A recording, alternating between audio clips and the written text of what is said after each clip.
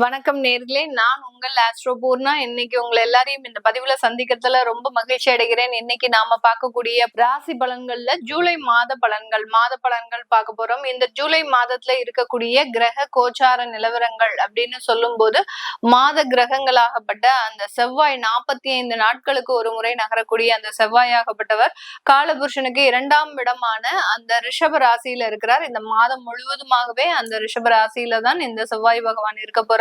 அடுத்து மிதுன ராசியில அந்த சூரியன் ஆகப்பட்டவர் இருக்கிறார். இந்த சூரியன் ஆகப்பட்டவர் 17ஆம் தேதி ஜூலை மாதம் இந்த மிதுன ராசியிலிருந்து கடக ராசிக்கு பயிற்சியாகி வருகிறார். அடுத்து கடக ராசியில இருக்கக்கூடிய குரு பகவான் ஆகப்பட்டவர் வருட கிரகம், மாத கிரகம் அப்படின்னு சொல்லும் போது புதனும் சுக்கிரனும் இருக்கு.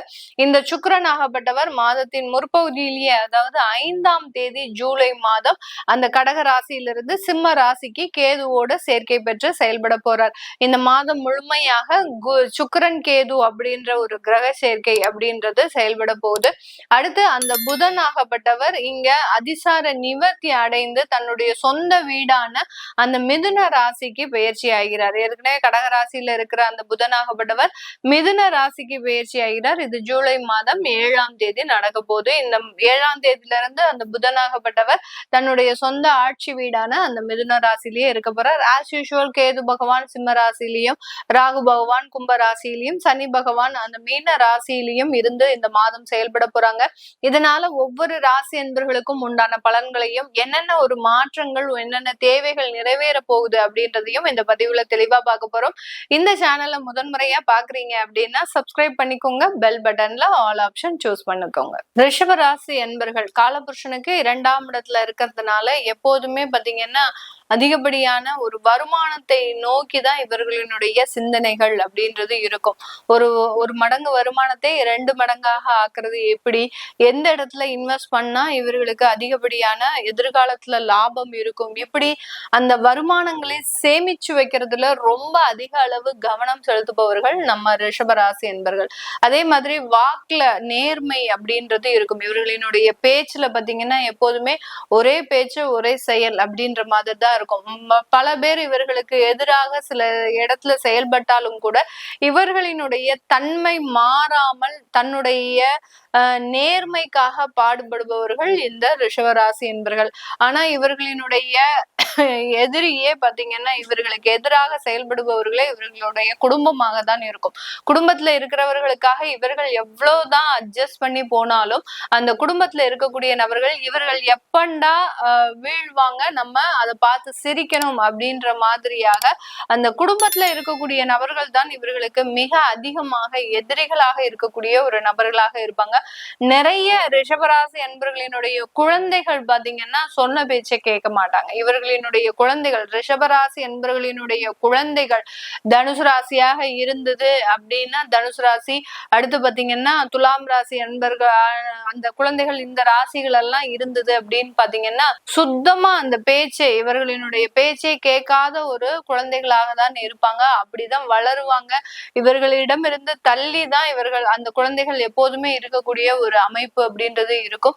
இதனால இந்த ரிஷபராசி என்பவர்கள் மிகப்பெரிய அளவுல மன உளைச்சலுக்கு ஆளாகக்கூடிய ஒரு அமைப்பு அப்படின்றது அந்த வாழ்நாள் முழுமையாக இருக்கக்கூடிய ஒரு அமைப்பாக இருக்கும். இவர்களுக்கு இந்த மாதத்துல பாத்தீங்கன்னா உங்களுடைய ராசி அதிபதி 4ஆம் இடத்துல கேதுவோட சேர்க்கை பெறுகிறார். 4ஆம் இடம்ன்றது சுகஸ்தானம். இதனால இந்த காலகட்டம் இந்த ரிஷபராசி என்பர்கள் உங்களுடைய வருமானத்துல ரொம்ப கவனமாக இருக்கிறது நல்லது.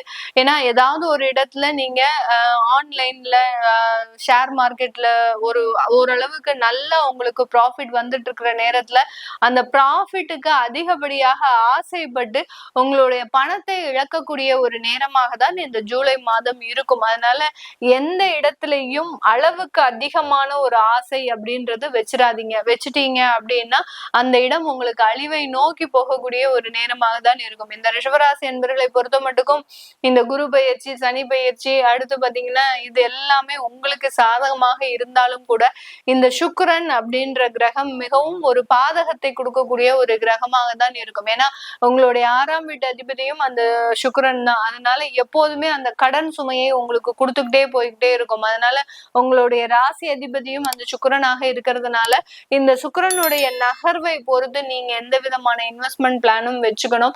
அப்படி இல்லாத பட்சத்துல பெரிய பெரிய இடத்துல நீங்க மாட்டிக்கொள்ளக்கூடிய ஒரு நேரமாக தான் இந்த ரிஷபராசி என்பர்களுக்கு இருக்க போகுது. இந்த காலகட்டம் இந்த ரிஷபராசி என்பர்களுக்கு வருமானத்துல பெரிய அளவுக்கு தடைகள் இல்லாம இருந்தாலும் அந்த வருமானத்தினுடைய சேமிப்புல சில பிரச்சனைகள் இருக்கிறதுக்கு உண்டான ஒரு நேரம். அடுத்து பாத்தீங்கன்னா சொத்துக்களை விற்கிறதுக்கு உண்டான சில முயற்சிகள்ல நீங்க இந்த காலகட்டம் ஈடுபட போறீங்க. ஏன்னா நிறைய சொத்துக்கள் பாத்தீங்கன்னா ரிஷபராசி என்பர்களுக்கு அவர்களினுடைய கடனுக்கான ஒரு சொத்துக்களாக தான் இருக்குமே ஒழிய அந்த சொத்து பார்க்கும் போதே இதனாலதான் நம்மளுக்கு இவ்வளவு கடன் ஏற்பட்டுச்சு, இதனாலதான் இத்தனை அவமானங்களும் ஏற்பட்டுச்சு அப்படின்ற மாதிரியாக கடந்த 2 வருடங்களாக அந்த சொத்துக்கள் மூலமாக பெரிய அளவுக்கு மன திருப்தி இல்லாத ஒரு சூழ்நிலையில இருக்கிறீங்க. இதனால இந்த காலகட்டம் இந்த ரிஷபராசி என்பவர்களுக்கு அந்த சொத்துக்களை விற்கக்கூடிய முயற்சிகள்ல ஈடுபடக்கூடிய ஒரு நேரம். ஏன்னா உங்களுடைய 4ஆம் வீட்டு அதிபதி 3ஆம் இடத்திற்கு பயிற்சியாகி வர்றதுனால அந்த சொத்து விற்பனை அப்படின்றது மிக எளிமையாக துரிதமாக இத்தனை மாசமாக 6 மாத காலமாக அந்த சொத்து விற்கிறதுக்கு சில முயற்சிகள் செய்தும் அதுல பெரிய அளவுக்கு நமக்கு நல்லது இல்லை. இந்த மாசம் ஒருத்தவங்க வந்தாங்க, பார்த்தாங்க, முடிச்சாங்க அப்படின்ற மாதிரியாக அந்த சொத்து விற்கக்கூடிய முயற்சிகள்ல நல்ல ஒரு சாதகமான ஒரு பலன்கள் அப்படின்றது இருக்கும். சில பேருக்கு பாத்தீங்கன்னா அந்த நோய் தொந்தரவுகளினுடைய தீவிரம் ஏதாவது ஒரு தேவையில்லாம ஸ்கேன் பண்ண சொல்லியிருப்பாங்க. அந்த ஸ்கேன் மூலமாக நம்மளும் அதை தெரிஞ்சு வச்சுக்கிட்டா நமக்கு உடம்புல ஒண்ணும் இல்லை அப்படின்னு நினைச்சு நம்ம சந்தோஷப்பட்டுக்கலாம் அப்படின்னுக்காக நீங்க முன்னெச்சரிக்கை ஒரு சில விஷயங்களை செய்து அது இந்த காலகட்டம் ஒரு சின்னதா ஒரு நோய் சம்பந்தப்பட்ட சில பிரச்சனைகளை கொடுக்கறதுக்கு உண்டான ஒரு நேரம். அதுதான் அந்த சுகஸ்தானத்துல இருக்கக்கூடிய உங்களுடைய ராசி அதிபதி கேதுவோட சேரும் போது சில வெளிப்படையான சில மாற்றத்தை கொடுக்கறதுக்கு உண்டான ஒரு நேரமாக இருக்கும். உங்களுடைய உடல் பலவீனங்கள், உங்களுடைய மனதளவு பலவீனங்கள் ஏற்படக்கூடிய ஒரு நேரமாக தான் இந்த மாதம் ஜூலை மாதம் இந்த ராசி என்பர்களுக்கு இருக்க போது. ரிஷபராசி என்பர்கள் எப்போதுமே பாத்தீங்கன்னா வேலையில ரொம்ப கராரா இருப்பாங்க. அதாவது வேலையில தன்னுடைய வேலை எப்போதுமே டிரான்ஸ்பரண்டா இருக்கணும், மற்றவர்கள் செய்யறதுக்கு ரொம்ப எளிமையாக இருக்கணும், தான் இல்லாட்டிலும் அந்த வேலையை யார் வேணாலும் எடுத்து நடத்தணும் அப்படின்ற மாதிரியாக அந்த வேலையில டிரான்ஸ்பரண்டாக இருக்கக்கூடிய ஒரு நபர்கள். அது இவர்களுக்கு இந்த காலத்துல மிகவும் ஒரு அற்புதமான ஒரு வளர்ச்சியை கொடுக்க போது. உங்களுடைய வேலையில பதவி உயர்வு, அடுத்து பாத்தீங்கன்னா நல்ல ஒரு வருமான உயர்வு, இது எல்லாமே கொடுக்கறதுக்கு உண்டான ஒரு நேரமாக இருக்கும். அதுவும் போக டீச்சிங் உத்தியோகத்துல எல்லாம் இருக்கக்கூடியவர்களுக்கு இந்த மாதத்துல உங்களுக்கு நல்ல ஒரு வளர்ச்சி மிகுந்த மாதமாக தான் இந்த ரிஷபராசி என்பர்களுக்கு இருக்க போகுது. இப்ப நம்ம சொன்ன விஷயங்கள் எல்லாமே பலன்கள் எல்லாமே உங்களுடைய கோச்சார கிரகங்களின் நிலவரங்கள். காலபுருஷனுக்கு ஒவ்வொரு கிரகங்கள் எந்தெந்த ஸ்தானத்துல இருக்கு, அதன் மூலமாக உங்களுக்கு என்ன மாதிரியான பலன்கள் வரும் அப்படின்றதுதான் நம்ம கணிச்சு சொல்லியிருக்கிறோம்.